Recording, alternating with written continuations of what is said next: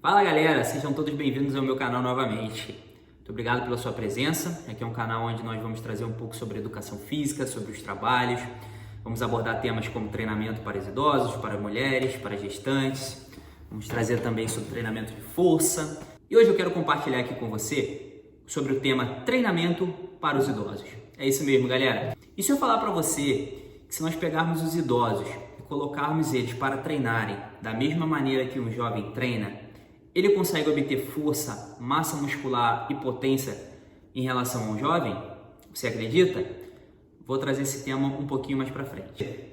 Agora eu quero dividir alguns dados com você que, na minha opinião, eles são muito importantes para que nós entendamos a importância do trabalho para os idosos. Você sabia que os idosos mais fracos, eles têm uma maior taxa de mortalidade em relação aos idosos mais fortes? Aos idosos que treinam? É isso mesmo, galera. Isso é preocupante, né? Porque nós vemos tantos idosos aí largados ou nas casas de repouso, que não tem nenhum trabalho físico sendo feito com eles. É muito preocupante isso. E você sabia também que um idoso, quando treina e tem uma fratura de membro, ele tem uma maior capacidade de recuperação?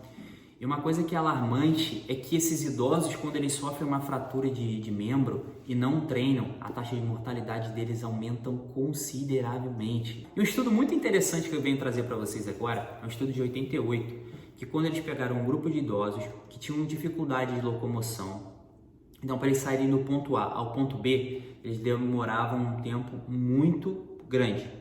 E esses idosos foram separados em dois grupos, o grupo A e o grupo B. O grupo A praticava musculação e o grupo B praticava caminhada e atividades calistênicas. Atividades calistênicas é com o próprio peso do corpo, tá bom? Depois que esses idosos eles foram colocados para fazer musculação e os outros fazerem caminhadas, nós chegamos ao resultado que os idosos que fizeram musculação, eles tiveram ganhos de força, ganhos de potência, ganhos de massa muscular. Uma coisa que foi muito interessante foi que eles conseguiram aumentar a fibra muscular em 30%. Isso é fantástico. A musculação consegue trazer esses ganhos que eu fico muito feliz em compartilhar com vocês.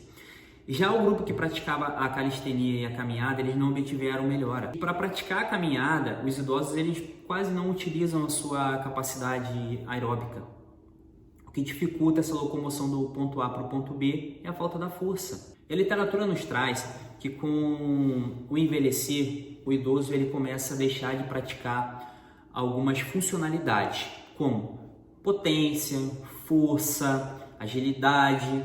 Então, com essa perda de funcionalidade, eles começam a ter uma perda maior das fibras de contração rápida, a tipo 2.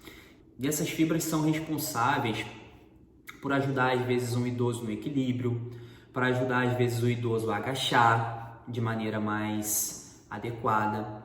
Então, assim, acaba que os idosos, para praticarem ações diárias, eles precisam de uma locomoção maior dos músculos, eles precisam fazer uma força, às vezes, excessiva pela falta das fibras do tipo 2, que iriam ajudá-los a praticar essas ações diárias de forma muito mais fácil.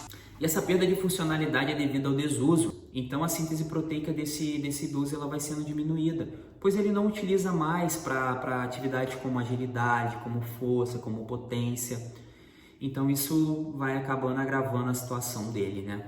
Isso é muito complicado, galera. A gente tem que ficar sempre de olho, porque às vezes o idoso ele precisa de uma força tão grande para uma tarefa diária que é simples, né? Então a gente tem que ficar de olho nisso para a gente conseguir treinar o que é necessário. E aí você me pergunta, Danilo, esse idoso ele teve uma redução dessa síntese proteica, ele teve uma redução dessa sua funcionalidade. Nós conseguimos fazer com que ela volte? Sim, galera, a gente consegue. E os estudos nos trazem o quê? Que quando você consegue colocar esse idoso a um treino intenso, mas eu digo assim, a intensidade tem que ser voltada para ele, né? A gente vai ter que fazer essa análise individualmente. Cada um vai ter a sua intensidade. Um idoso ele vai conseguir caminhar a 3 km por hora, outro idoso talvez ele já consiga caminhar a 6 km por hora. Então a gente tem que buscar o que é a intensidade, o princípio da individualidade. E o mais legal de tudo, galera, é que essa síntese proteica ela consegue ser até comparada à de um jovem. É claro, se a gente colocar esse idoso para treinar, né, na maneira adequada, com a intensidade adequada.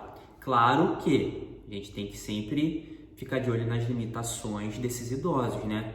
Não será todo idoso que vai conseguir fazer um supino, não será todo idoso que vai conseguir fazer um agachamento na angulação adequada, até porque a gente sabe que os idosos, com o passar do tempo, ele vai perdendo a sua flexibilidade, mas os estudos também trazem que uma grande maneira de você conseguir trabalhar a flexibilidade são em angulações maiores. Então, se você vai fazer um agachamento com o seu cliente, com o seu idoso, se ele consegue fazer até 90 graus, galera, não coloque esse idoso para fazer até 60 graus. Ou se ele consegue fazer até 90, vamos tentar, gente, claro, de maneira adequada, com segurança, vamos tentar ganhar um pouquinho mais de amplitude com esse idoso. Será que ele não consegue fazer 100 graus? Esse 100 graus, galera, é muito interessante porque ele, na grande maioria, é a angulação de um vaso sanitário. Quer dar mais independência para um idoso do que ele conseguir fazer suas tarefas básicas de uma maneira tranquila, sem aquela necessidade toda especial. Poxa, vamos dar a independência para os nossos idosos, gente. Eles já fizeram tanto por nós. Temos que entender que o trabalho com o idoso tem que ser um trabalho sério. Você tem que olhar para um idoso e tem que ver ele como uma pessoa normal, uma pessoa sadia, que tem condições suficientes de fazer um treinamento com intensidade, de fazer um treinamento com periodização legal. Poxa, gente, vamos trabalhar força, vamos trabalhar potência, vamos trabalhar aí as estratégias que nós temos para melhorar essas valências físicas. Os idosos merecem sempre o melhor também. E um estudo que eu trago para vocês, que eu considero muito interessante, foi um estudo onde eles pegaram um grupo de idosos de 60 a 71 anos e um grupo de jovens de 18 a 31 anos. Esses jovens, eles eram ativos, mas eles não treinavam musculação. Esses idosos, eles foram colocados a praticar musculação, e esses jovens, eles fizeram um teste de supino e um teste de leg press. E após 6 meses de musculação, esses idosos, eles também fizeram esse teste de supino e esse teste de leg press.